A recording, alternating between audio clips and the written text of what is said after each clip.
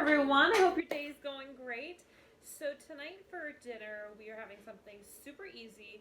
It is something I personally love, and to me is kind of one of my ultimate comfort food dishes because it has pasta.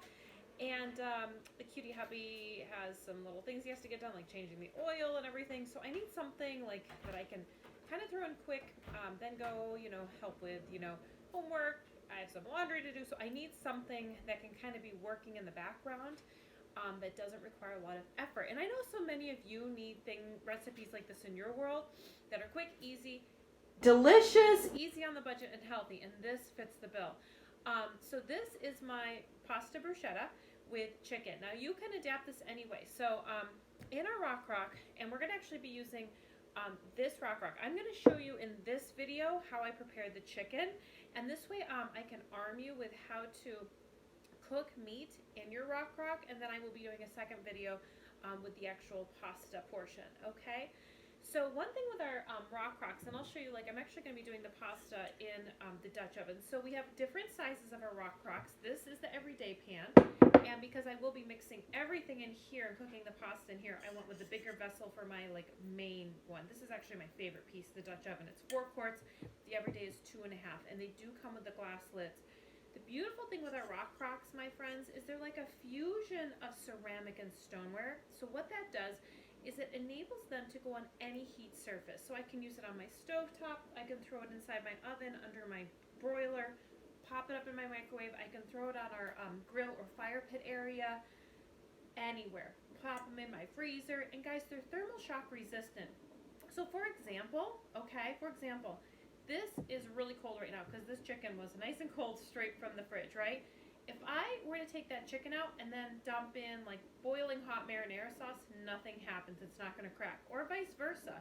If I were to cook off the pasta and this dish was really hot and I took all the pasta out and put ice cubes in it, nothing happens. It doesn't crack. It doesn't shatter. I love, love, love that. And they're perfectly dishwasher safe. And even with this beautiful nonstick glazing, I can still use metal utensils in here. So they are totally some of my BFFs in the kitchen. I find so many people are a little skeptical about them, and then they get them and they're like, oh my word, where have they been all of my life? Because they're so versatile. And there is a slow cooker base that I actually will be using tonight.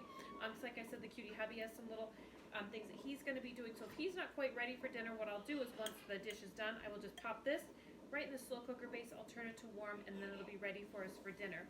So of course, knowing that they can go on any heat surface, what that means, my friends, is, for example, I can start something off on my stovetop. I could brown that nice, roast and then throw it in my oven to finish off, or in the slow cooker base. Or say I have that casserole that's almost done, but I need to then put the cheese on top and pop it under the broiler. I love all these different options that I have. But where I do use my micro cooker, listen to me, that's a whole nother product. Where I do use my rock the most is in the microwave, because that's where they really shine. And I honestly really don't do a whole heck of a lot of meat in the slow cooker or even in my oven in the rock rocks, because I can do it in my microwave in no time. So what you want to remember, my friends, is meat is 7 minutes per pound. So for example, I have roughly 2 pounds of chicken breast here. So if you do simple math, if it's 7 minutes per pound, it's going to take about 14 minutes for this chicken all to cook in my microwave. If you had a whole chicken, say it was a 4-pound roaster bird, you season them up, you pop them in your rock, and then 7 times 4 is 28. It's going to take 28 minutes. Maybe you have a pork tenderloin. They're usually about 1.5 pounds.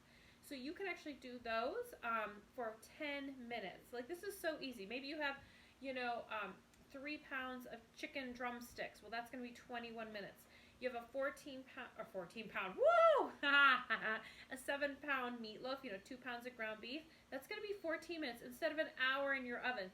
So you're saving on your utilities, you're saving time, and it is so easy. The biggest thing I want you to know, you're going to notice, I have not added any extra liquid in here. I literally have just popped the chicken breast in. I'm going to add some seasoning, and then it's going to go straight into my microwave. So let's get them seasoned. And for my dinner tonight, I like to mix things.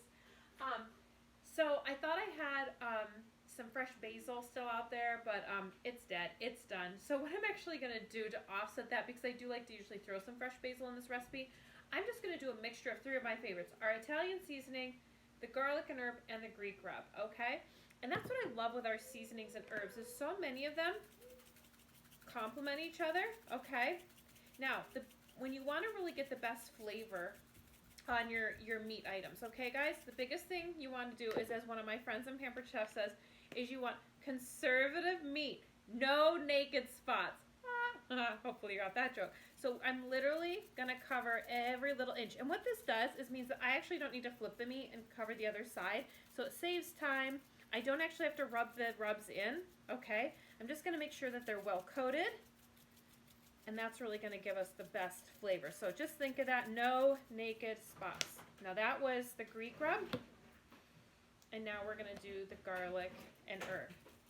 I've done this. We actually do have a basil rub. I just ran out. I have to get some more because I use that a ton.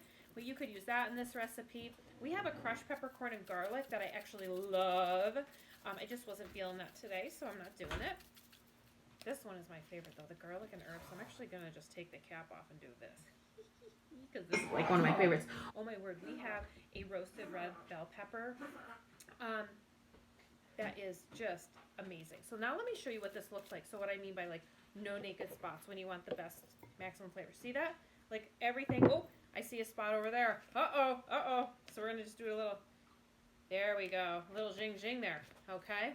There we go. See? Totally covered. Now, this is where I get asked. Okay, so great. So you understand for meat, 7 minutes per pound. You understand don't add any extra liquids, right? That's the other key. No extra liquids because your microwave will focus on boiling the liquid, not cooking your meat. So no extra liquids, okay? Then I get asked, well, do I put the lid on? So what you need to understand, my friends, if you put the lid on, it's going to give you a lot of juice at the end. So maybe you want some juice for some gravy, so you can take your meat out and then put it on your stovetop and make a nice gravy. Because again, it can go on. I'm recording. Do you see what I have to deal with here while I'm trying to make my videos? Oh my goodness. You were going to use the microwave, so I just need it for 30 seconds. Yes, he has to heat up his milk for his coffee. For 30 seconds. Yeah, I'm just recording. I'm not live right now, Oh, so there. okay. So again, put the lid on. That's going to give you lots of juice, but I don't want lots of juice for this personally, so I'm going to take the lid off. But as we know, it might pop and sputter around and kind of leave me with a little mess in my microwave. So this is where I grab my boil over no more. And this is a product that a lot of people overlook. Love this. If you've ever had like potatoes or pierogies or pasta boil over, it makes such a mess, especially if you're like me with these ceramic top stoves. Oh, good gravy. You put this on top, the water comes up, it hits this little flour, and it goes, maybe it'll make that noise. You'll see some water come up here, but it won't go past this outer flour. It'll totally keep it contained. Love it. But this also doubles as a splatter guard, okay? So what you do is you take the flour off, because I want a splatter guard. You turn this over, and you see the little hole? There's a couple little notches. We're going to fit that into the hole right there. And now, I just made a splatter screen. See? So now, we're going to open up. We're going to pop him in. Like I said, we're going to do 14 minutes. Let it do its thing. And guys, in the second video in this series where then I show you the pasta, I will give you a look-see at the cooked-off chicken because it is absolutely spectacular. Your jaws will drop and you'll be like, where have you been all my life? Biggest thing though, remember, meat is 7 minutes per pound, no extra liquids added, okay? Thanks for watching.